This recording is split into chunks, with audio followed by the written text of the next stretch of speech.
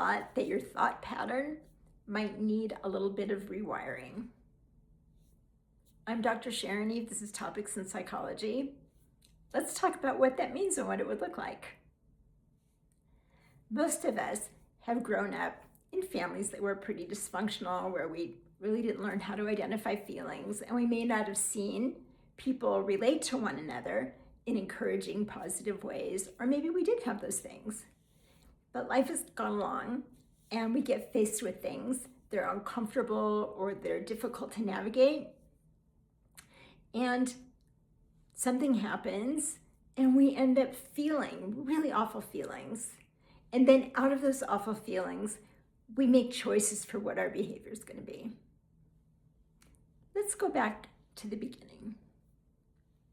Things happen, and it feels like you're having feelings in response to that thing happening, because that's the way it occurs for us. Like, oh, this happened, and I'm really mad, or I'm really upset, or I'm really scared. Things happen. We have beliefs or thoughts about them. Whether we're aware of it or not, we have beliefs or thoughts about what it was that happened or what someone is doing. And I can think about it in a way that's going to make me ever more upset, or I can think about it in a way that ideally might leave me more empowered.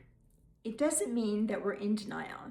If something is unpleasant or unhealthy, it's really important to tell the truth about that. And if you stand in that place of, this is what's unhealthy about this relationship, or I feel like I have to stay in this relationship, or I won't ever be in a relationship again. By having those limiting beliefs, or what Albert Ellis would call irrational beliefs, those irrational beliefs lead to our most unpleasant feelings. Maybe something is not dangerous, it's uncomfortable.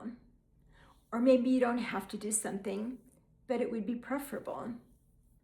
By challenging those irrational beliefs and replacing each one of them with a more rational belief, then you can decide what behaviors you want to come out of that, what actions you want to take.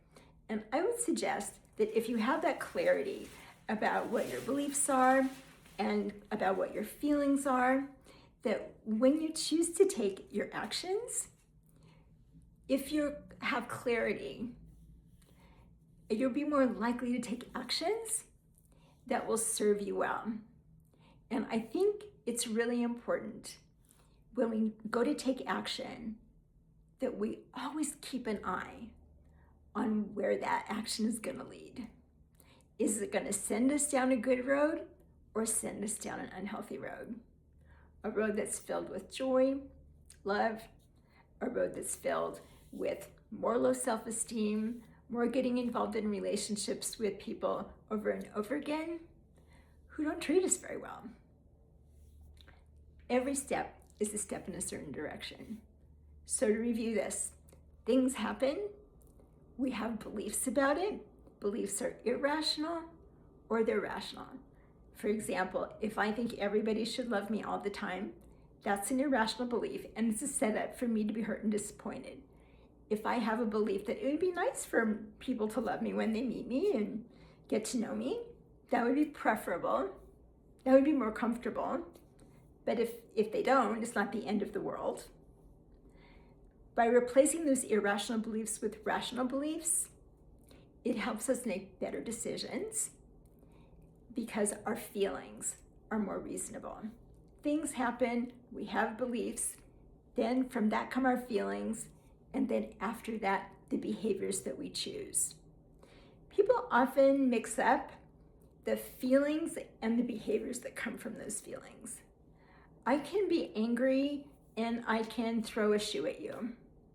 Or I can be angry and tell you how what you did was really upsetting to me and that I'd like things to be better between us. So can we understand what happened? We can have a conversation that is healthy and informative.